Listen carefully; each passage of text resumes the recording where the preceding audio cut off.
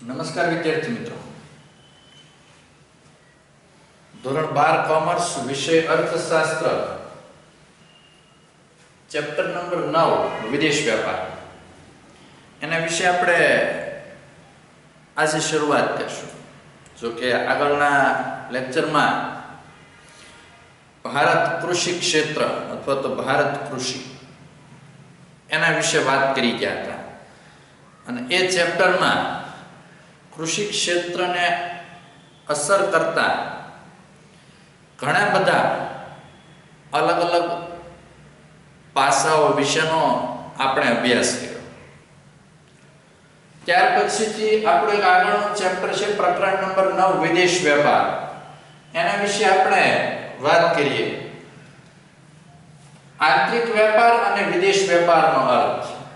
એક સામાન્ય અર્થમાં આપણે આ ચેપ્ટરમાં ભારતનો વિશ્વના અન્ય દેશો સાથે કેવા પ્રકારનો વેપાર છે એના વિશે વાત કરવાની છે. પણ સૌથી પહેલા વિદેશ વેપારની શરૂઆત કરીએ ભણવાની.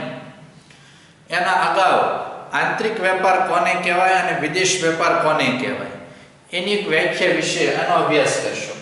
જો આંતરિક અને વિદેશ વેપારનો અર્થ પહેલું છે આંતરિક વેપારની વાત કે દેશની ભૌગોલિક સીમાની અંદર થતા વ્યાપારને આંતરિક વ્યાપાર કહે છે. દેશની ભૌગોલિક સીમાની અંદર એટલે કે માનો કે ભારત દેશ છે તો ભારત દેશની જે ભૌગોલિક સીમાઓ છે, ભારતના જે રાજ્યો છે, કેન્દ્ર શાસિત પ્રદેશો છે કે રાષ્ટ્રીય રાજધાનીનો વિસ્તાર છે, એની અંદર જ જે કાંઈ વેપાર થાય તો આને આપણે આંતરિક વેપાર કહીએ. દાખલા તરીકે જૂનાગઢની કેસર કેરી અમદાવાદ અથવા તો દિલ્હી વેચવામાં આવે, સુરતની ઘારી ચેન્નઈ અથવા તો તમિલનાડુ અથવા તો આસામમાં વેચવામાં આવે તો આ આંતરિક વેપાર કહેવાય. એટલે કે ઇન શોર્ટ દેશની ભૌગોલિક સીમાઓની અંદર જે વેપાર થાય એને આપણે આંતરિક વેપાર કહીશું.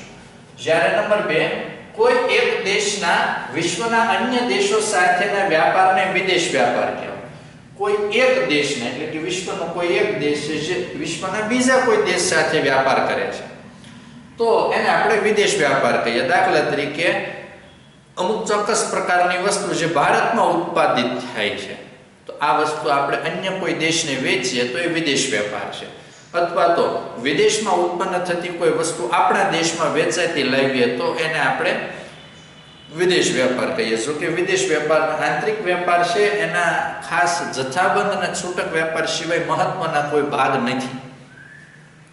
જ્યારે વિદેશ વેપાર એના મુખ્યત્વે 3 ભાગ: આયાત વેપાર, નિકાસ વેપાર અને પુનઃ નિકાસ વેપાર. આગળ વિદેશ વેપાર માટેના કારણો જણાવો. તો વિદેશ વેપાર આપણે શા માટે કરવો પડે એના માટેના સવિસ્તર કારણો સમજવાના છે. કારણો ઘણા બધા છે પણ જે મુખ્યત્વે અસર કરી શકે એવા 4 પ્રકારના કારણો છે એની વાત આપણે કરીએ. પહેલું, દેશમાં ઉપલબ્ધ ઉત્પાદનના સાધનોમાં તફાવત. જો યાદ રાખો કે ઉત્પાદનના સાધનો હંમેશા 4: જમીન, મૂડી, શ્રમ અને નિયોજક. તો આ જે 4 સાધનો છે વિશ્વના તમામ દેશોમાં એક સરખા નથી હોતા. અલગ અલગ દેશોમાં ઉત્પાદનના સાધનો અલગ અલગ હોય છે. એટલે ઉપલબ્ધ ઉત્પાદનના સાધનોમાં તફાવત હોય છે. એના પરિણામ સ્વરૂપે પણ વિદેશ વેપાર કરવો પડતો હોય છે. જો અલગ અલગ દેશોમાં ઉત્પાદનના સાધનો જુદા જુદા પ્રમાણમાં ઉપલબ્ધ હોય છે. વળી બધી જાતના ઉત્પાદન માટે જરૂરી બધા પ્રકારના સંસાધનો પણ દરેક દેશ પાસે હોતા નથી. જો અલગ અલગ દેશોમાં ઉત્પાદનના સાધનો જુદા જુદા પ્રમાણમાં ઉપલબ્ધ હોય છે. બધા દેશો પાસે ઉત્પાદનના તમામ પ્રકારના સાધનો કે સંસાધનો એક સરખા નથી. કોઈને કોઈ દેશ અમુક પ્રકારના સાધનો કે સંસાધનોમાં વિપુલતા ધરાવે છે તો અમુક દેશ એવા છે કે એની પાસે ઉત્પાદનના સાધનો એટલી મોટી માત્રામાં નથી, સંસાધનો નથી. અને કદાચિત સંસાધનો પણ હોય તો ઘણા બધા દેશો એવા છે કે એની પાસે જે તે વસ્તુને પ્રક્રિયા ઉત્પાદન યોગ્ય બનાવવા માટે જરૂરી ટેકનોલોજી નથી. એટલે અલગ અલગ દેશોમાં ભિન્નતા જોવા મળે છે. માટે દુનિયાના દેશો સંસાધનો, કેટલાક સાધનો, ટેકનોલોજી વગેરેનો વેપાર કરીને પોતાની જરૂરિયાતો પૂરી કરે છે. એટલે કે ઉત્પાદનના સાધનો એક સરખા પ્રમાણમાં નથી, સંસાધનો પણ નથી હોતા, એટલા માટે દુનિયાના દેશો પોતાને ત્યાં જે ઉપલબ્ધ સંસાધનો છે તે કેટલાક સાધનો કે ટેકનોલોજી વગેરેનો વેપાર કરીને પોતાની જરૂરિયાત પૂરી કરે છે. નંબર 2 છે ઉત્પાદન ખર્ચ. જો વસ્તુનું ઉત્પાદન થાય એની પાછળ જે કાંઈ પણ ખર્ચ આવે, આ ખર્ચ અલગ અલગ દેશોમાં જુદો જુદો હોય છે. ખાસ કરીને અલગ અલગ દેશોની શાસન પ્રણાલી પણ અલગ છે. તો શાસન પ્રણાલી વાઇઝ પણ ઉત્પાદન ખર્ચ વધારે અથવા તો ઓછો હોઈ શકે છે. દાખલા તરીકે માનો કે મૂડીવાદી અર્થવ્યવસ્થા હોય, ઓપન ઇકોનોમી, તો એમાં એકંદરે ઉત્પાદન ખર્ચ એકંદરે વધુ આવે, કારણ કે સરકારના કોઈ નિયંત્રણ નથી. સામ્યવાદી જેવા દેશો છે કે સમાજવાદી દેશો, તો એમાં ઉત્પાદન ખર્ચ ઓછો હોઈ શકે, કારણ કે સરકારના અર્થવ્યવસ્થા ઉપર અમુક પ્રકારના નિયંત્રણો હોય છે. એટલે જો વસ્તુ કે સેવાનો ઉત્પાદન ખર્ચ પણ જુદા જુદા દેશોમાં જુદો હોય છે. બધા દેશોમાં વસ્તુ કે સેવાનો ઉત્પાદન ખર્ચ એક સરખો હોતો નથી. કેટલાક સંસાધનોની અછતને કારણે વસ્તુ કે સેવાનો ઉત્પાદન ખર્ચ ઊંચો હોય છે. જો અમુક દેશોમાં અમુક પ્રકારના સંસાધનો વિપુલ પ્રમાણમાં હોય તો ત્યાં વસ્તુ કે સેવાનો ઉત્પાદન ખર્ચ એકંદરે ઓછો આવે.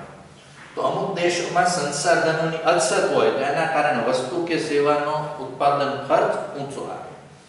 ઘરેલું ખર્ચ ઊંચો હોય ત્યારે વસ્તુ કે સેવાની અન્ય દેશો પાસેથી આયાત કરવી સરળ અને સસ્તી બને. ઘરેલું ખર્ચ એટલે માની લો કે ઘણી બધી વખત એવું બને કે અમુક વસ્તુનું ઉત્પાદન આપણે દેશમાં જ કરીએ, અને જ્યારે ઉત્પાદન દેશમાં જ થતું હોય અને અહીંયા ઉત્પાદન ખર્ચ એકંદરે વધારે આવતો હોય તો બની શકે કે બીજા દેશમાંથી આપણે વસ્તુ મંગાવીએ કે આયાત કરીએ તો એ સરળ અને સસ્તી બને. એટલે ઘરેલું ખર્ચ ઊંચો હોય ત્યારે વસ્તુ કે સેવાની અન્ય દેશો પાસેથી આયાત કરવી સરળ અને સસ્તી બને છે.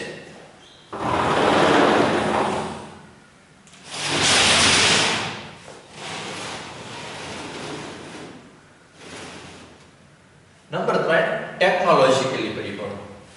જો વિદેશ વેપાર માટેના કારણોમાં 2 કારણો આપણે વાત કરી. ત્રીજું કારણ છે ટેકનોલોજીકલ પ્રગતિ. અલગ અલગ દેશો ટેકનોલોજીમાં જુદી જુદી મહારત ધરાવતા હોય છે, એટલે કે નિપુણતા ધરાવતા હોય છે. એટલે કે દરેક દેશ ઉત્પાદનમાં એક સરખી કાર્યક્ષમતા ધરાવતો નથી. જો અલગ અલગ દેશો ટેકનોલોજીમાં જુદી જુદી મહારત ધરાવતા હોય, બધા દેશો ઉત્પાદનમાં એક સરખી મહારત નથી ધરાવતા. જે દેશો ટેકનોલોજીકલી રીતે ખૂબ આગળ છે એવા દેશો ઉત્પાદનમાં ખૂબ સારી પ્રગતિ કરી શકે છે. તો અમુક દેશો પાસે ટેકનોલોજીકલી સાધનો ન હોય તો ઉત્પાદનમાં યોગ્ય કાર્યક્ષમતા નથી હોતી. આથી દેશો વચ્ચે વસ્તુ અને સેવાનો વેપાર થાય છે. નંબર 4 છે શ્રમ વિભાજન અને વિશિષ્ટીકરણ. જો દરેક દેશમાં ઉત્પાદન કૌશલ્ય અને નિયોજન શક્તિની કાર્યક્ષમતા અલગ અલગ હોય છે. ઉત્પાદન કૌશલ્ય અને નિયોજન શક્તિ, ઉત્પાદનના 4 સાધનો, એ પૈકીનું એક સાધન નિયોજન શક્તિ પણ છે. 4 સાધનો અગાઉ કીધું: જમીન, મૂડી, શ્રમ અને નિયોજક.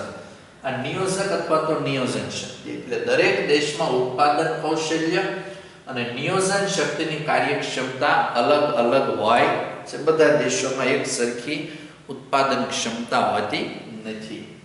તેથી દેશો વચ્ચે શ્રમ વિભાજન અને વિશિષ્ટીકરણ જોવા મળે છે. પરિણામે અમુક દેશો વસ્તુની આયાત અને નિકાસ કરે છે. જો ઉત્પાદન શક્તિ અને નિયોજન શક્તિ અલગ અલગ હોય એટલે સ્વાભાવિક છે કે શ્રમ વિભાજન અને વિશિષ્ટીકરણ જોવા મળે, અને એના પરિણામે અમુક દેશો વસ્તુની આયાત અને નિકાસ કરે છે. જો આયાત એટલે બીજા દેશમાંથી આપણા દેશમાં વસ્તુ મંગાવી એને આયાત કહેવાય. નિકાસ એટલે આપણા દેશમાં ઉત્પન્ન થતી વસ્તુ વિશ્વના બીજા કોઈ દેશમાં આપણે વેચીએ અથવા તો મોકલીએ તો એને નિકાસ કહેવાય. વળી જ્યારે કોઈ દેશ પોતાની વિશિષ્ટતાની બહારની વસ્તુ કે સેવા ઉત્પન્ન કરવાનો પ્રયત્ન કરે છે ત્યારે તેમ કરવા માટે તે કૌશલ્ય ધરાવતા નિષ્ણાતો તેમના જ્ઞાન વગેરેની આયાત પણ કરે છે. ઘણી વખત એવું બને કે કોઈ એક દેશ પોતાની પાસે જે કઈ ક્ષમતા છે એના કરતાં પણ વધારે સારી ક્ષમતાવાળું કામ કરવાની તૈયારી દર્શાવે. એટલે કે એવા સંજોગોમાં વિશિષ્ટતા બહારની વસ્તુ કે સેવાનું ઉત્પાદન કરવાનો પ્રયત્ન કરે અને ત્યારે તેમ કરવા માટે તે કૌશલ્ય ધરાવતા નિષ્ણાતો તેમના જ્ઞાન વગેરેની આયાત પણ કરે. એટલે કે વિશિષ્ટતા વાળી વસ્તુનું ઉત્પાદન કરે એવી વિશિષ્ટતા ધરાવતા કર્મચારી માની લો કે એના દેશમાં ઉપલબ્ધ ન હોય તો એવા સંજોગોમાં આવું કૌશલ્ય ધરાવતા નિષ્ણાત વ્યક્તિઓ કે તેમના જ્ઞાન ધરાવતા વ્યક્તિઓ એવા વ્યક્તિઓની પણ આયાત કરે છે. એટલે કે પોતાના દેશમાં ઊંચી ફી આપીને કામે રાખે.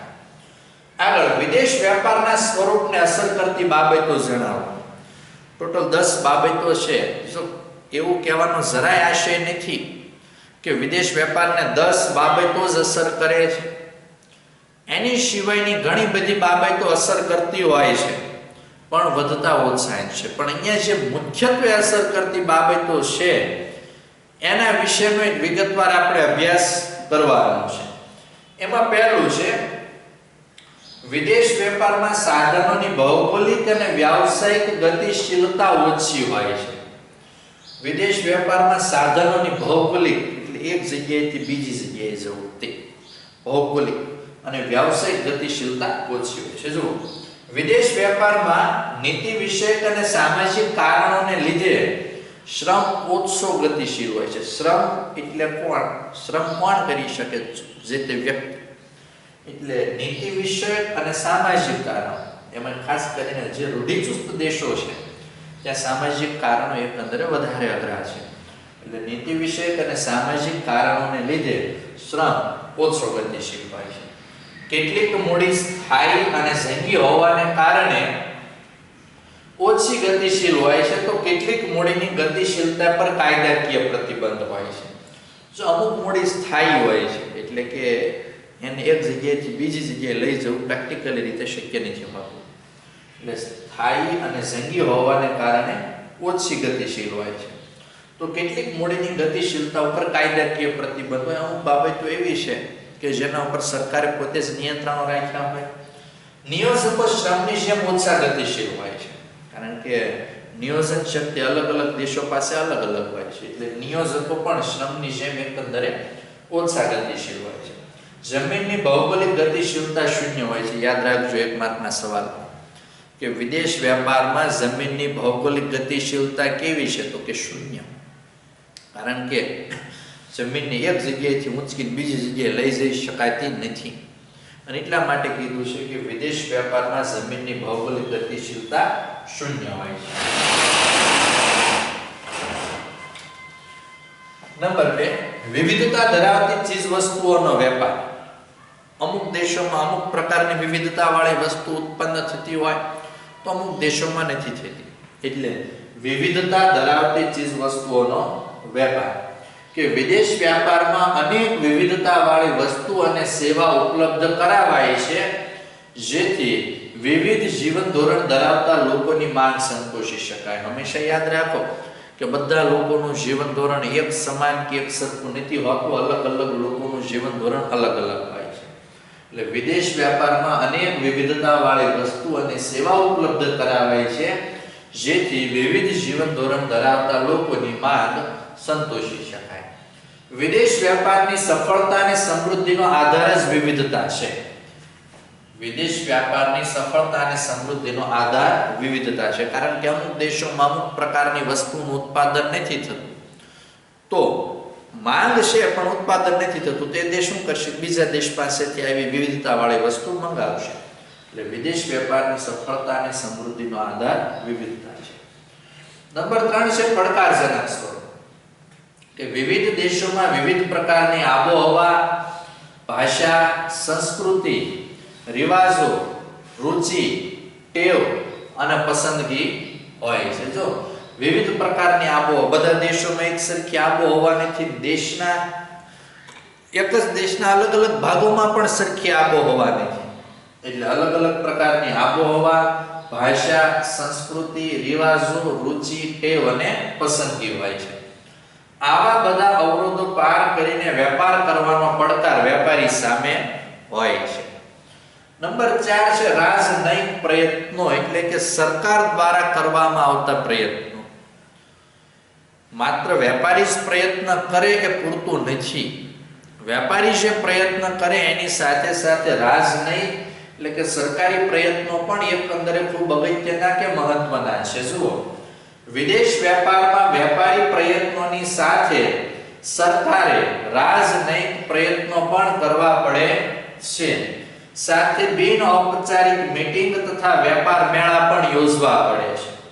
જો વિદેશ વેપારમાં વેપારી પ્રયત્નોની સાથે, વેપારી તો પ્રયત્ન કરશે જેના દ્વારા ઉત્પન્ન થતો માલ વેચવો છે એટલા, સાથે સરકારે પણ રાજનૈતિક પ્રયત્નો કરવા પડે. સરકાર પણ પોતાની રીતે વેપાર વધે એ માટે પ્રયાસો કરે. સાથે બિન ઔપચારિક મીટિંગ અને વેપાર મેળા પણ યોજવા પડે છે. દાખલા તરીકે ગુજરાત રાજ્યમાં વેપાર વધારવા માટે વાઇબ્રન્ટ ગુજરાત સમિટ યોજાય છે, જ્યાં વિશ્વના અનેક દેશો અને વેપાર ઉદ્યોગના પ્રતિનિધિઓ એક સાથે મળે છે. વાઇબ્રન્ટ ગુજરાત સમિટ એક એવા પ્રકારની ગુજરાતની આ પહેલ કે જેમાં વિશ્વની જે મલ્ટીનેશનલ કંપનીઓ છે, વિશ્વના ઉત્પાદન કરતા દેશો છે, આવા દેશોને, એની મલ્ટીનેશનલ કંપનીઓને ડાયરેક્ટલી આમંત્રણ આપવામાં આવે અને અમદાવાદ, ગાંધીનગરમાં આ વાઇબ્રન્ટ સમિટનું આયોજન કરવામાં આવે. અલગ અલગ દેશોના પ્રતિનિધિઓ આવે, મુખ્યમંત્રીઓની સાથે, અધિકારીઓની સાથે 1-to-1 બેઠક કરે અને ત્યાર પછી પોતે પોતાની કંપની આવનારા ભવિષ્યમાં અમુક રકમ સુધીનું રોકાણ કરશે એવી ખાતરી આપે અને રોકાણ પણ કરે, જેનાથી ઉત્પાદન વધે, રોજગારી વધે અને સામા પક્ષે દેશમાંથી વિદેશમાં ચીજ વસ્તુઓની નિકાસ કરી શકાય અને દેશને વિદેશી મૂલ્યામણ મળે. દરેક દેશની રાજકીય અને કાયદાકીય સંસ્થાઓ તથા આર્થિક નીતિઓ અલગ હોવાને કારણે વેપારીઓના ઉત્પાદન અને વેચાણ તથા પ્રચારના પ્રયત્નોની સાથે સાથે રાજનૈતિક પ્રયત્નો પણ જરૂરી બને છે. જો દરેક દેશની રાજકીય અને કાયદાકીય સંસ્થાઓ, આ ઉપરાંત આર્થિક નીતિઓ પણ અલગ અલગ હોય છે. પરિણામ સ્વરૂપે વેપારીઓના ઉત્પાદન અને વેચાણ તથા પ્રચારના પ્રયત્નોની સાથે સાથે રાજનૈતિક એટલે કે સરકારી પ્રયત્નો પણ એકંદરે ખૂબ જરૂરી બને છે. તો વિદેશ વેપાર માટેની આ એક મહત્વની બાબતોમાં મુદ્દા નંબર 4 સુધીની વાત આપણે કરી. આગળના મુદ્દાઓની વાત મુદ્દા નંબર 10 સુધીની આવતા લેક્ચરમાં કરશું.